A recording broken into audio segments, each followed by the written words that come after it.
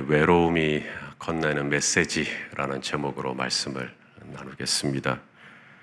사람은 누구나 외로움을 느끼는 때가 있는 것 같습니다.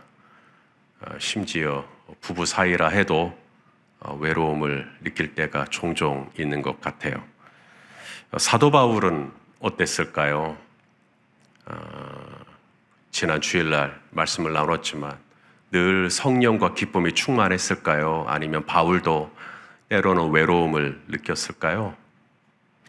자, 오늘 본문 17절 말씀을 한번 같이 보시겠습니다.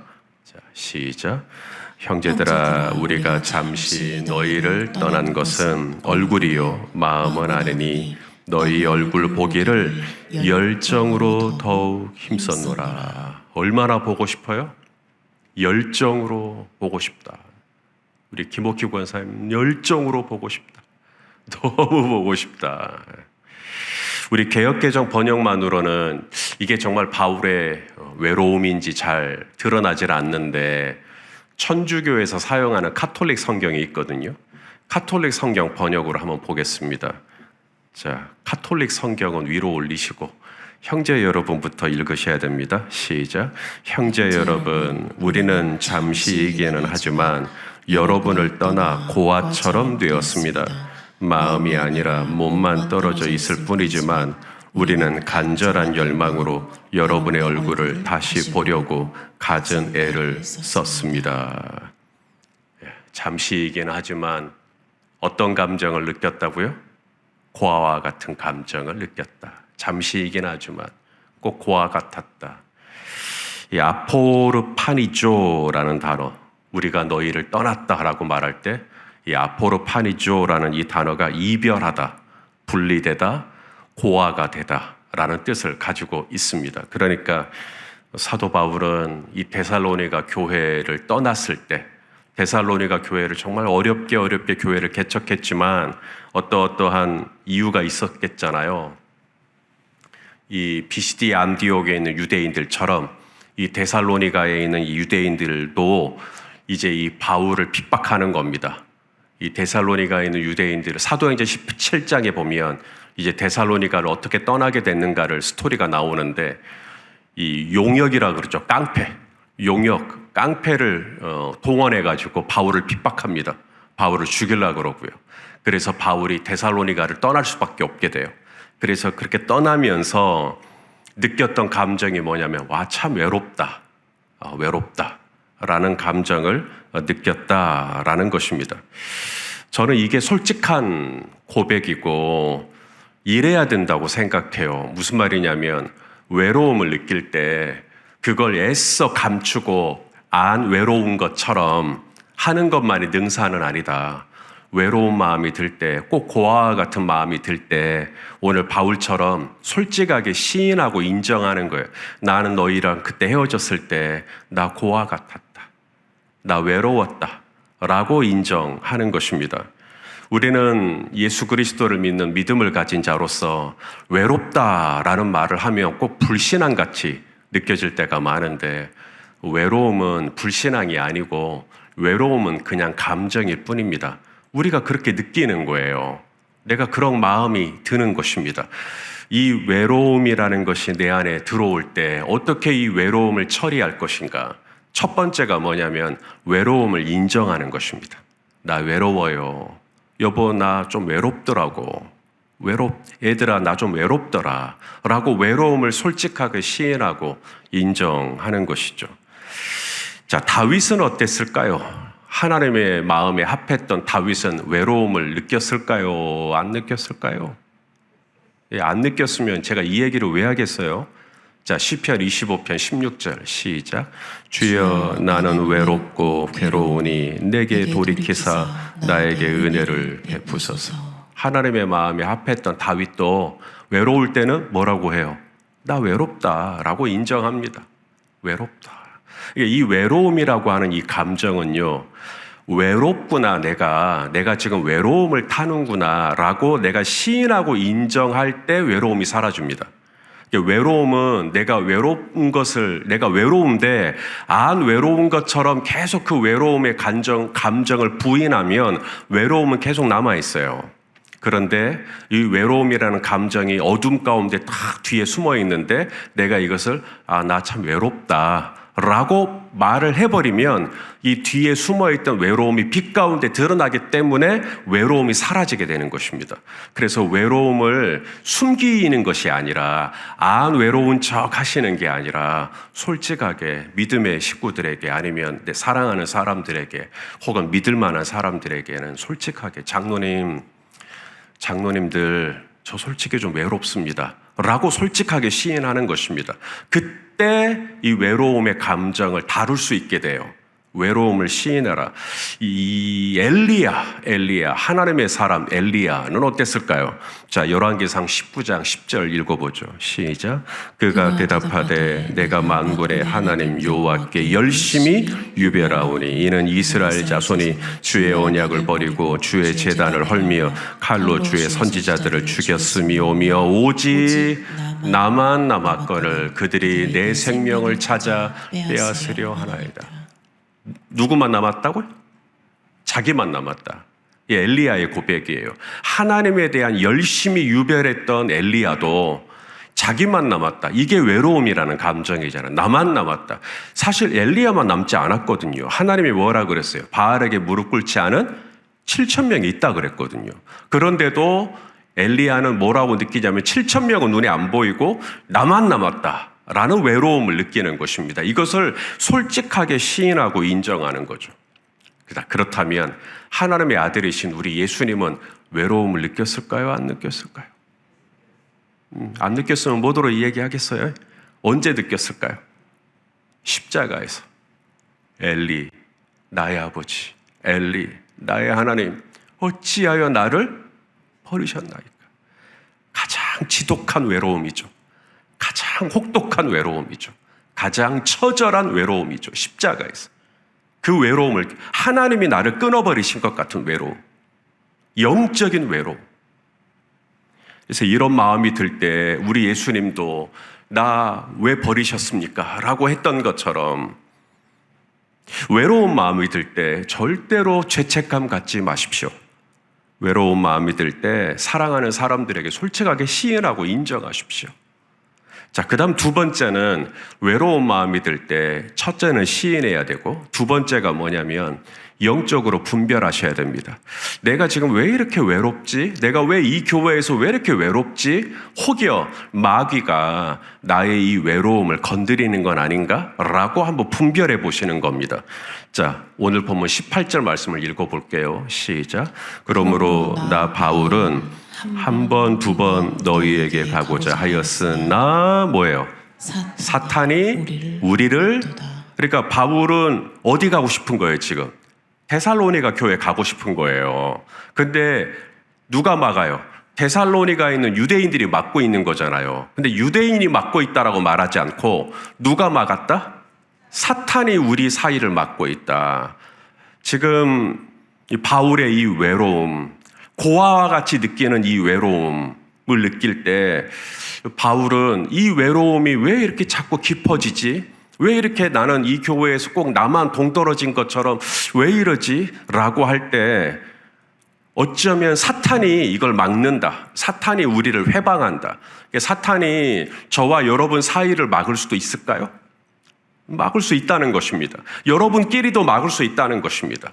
사탄이 우리를 막았도다. 목장 모임에 가고 싶은데 사탄이 막아요. 나도 좀 소그룹에 들어가고 싶은데 사탄이 막아요.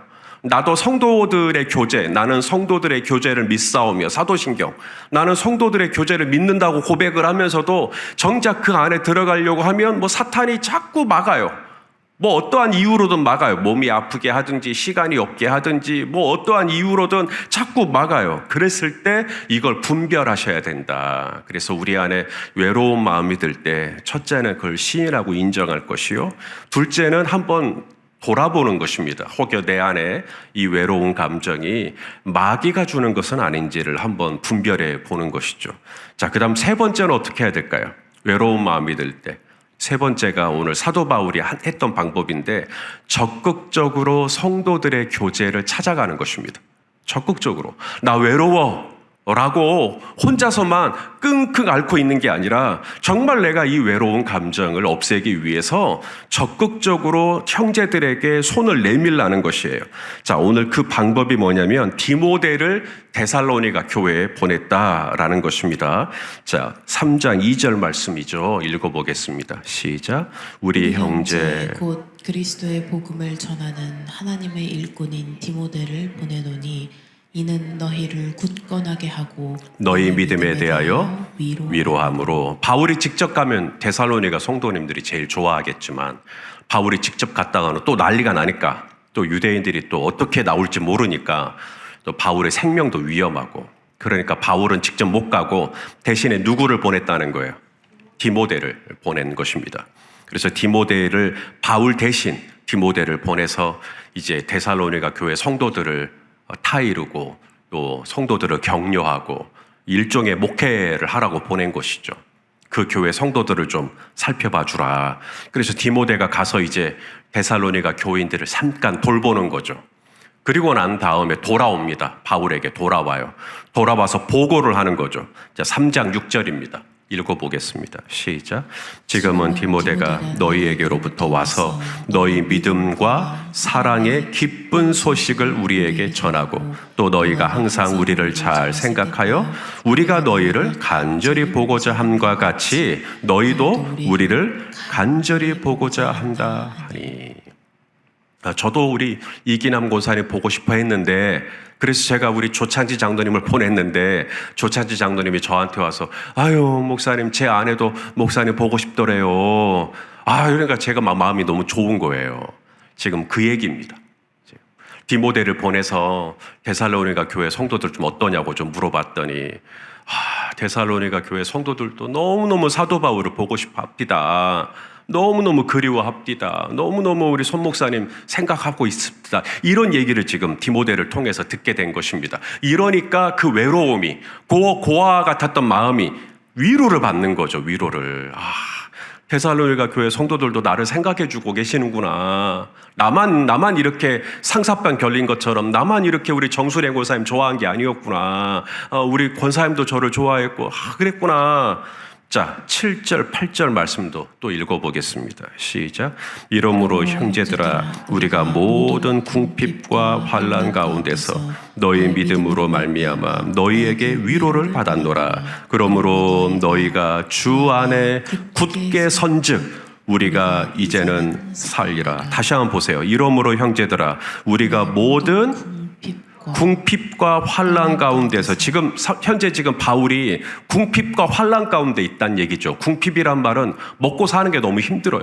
그 정도로 재정적으로 힘들고 어려운 상황 가운데 있는데 너희 믿음으로 말미암아 데살로니가 교회 성도들이 믿음 생활 너무 잘한다는 거예요. 디모데가 와서 말하기를 새벽에도 여전히 기도하고 있고요.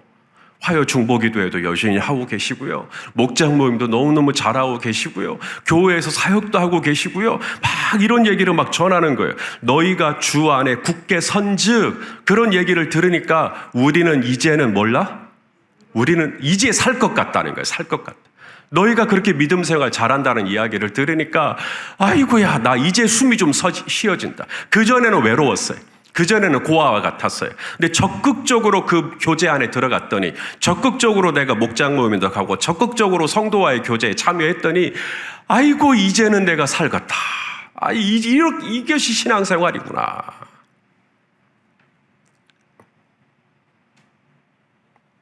저희 아버지가 은퇴를 하시고 저희 아버지가 이제 저희 교회에 나오셨죠. 근데 저희 아버지는 목사로서 성도들의 교제에 들어가기를 주저하셨어요. 왜냐하면 내가 소그룹에 들어가면 얼마나 목자, 목녀들이 나를 부담스러워 하겠냐. 나는 못 가겠다. 그래서 안 가셨어요. 저희 어머니는 들어가셨어요. 저희 어머니는 소그룹에 들어가시고 목장 모임도 하시고 야유회 간다 그러면 야유회 가시고 또 초대해서 막 같이 밥 먹는다 그러면 다 참여하셨어요. 그리고 나서 저희 어머님이 하시는 말씀이 사모로 있을 때보다 훨씬 좋다. 사모로 있을 때보다 훨씬 좋다. 이제는 내가 살리라. 저는 저희 아버지도 글쎄요, 쟤도 그렇게 할 수 있을까요? 제가 바라기로는 저는 은퇴하고 난 다음에 목사라는 타이틀을 내려놓고 싶어요.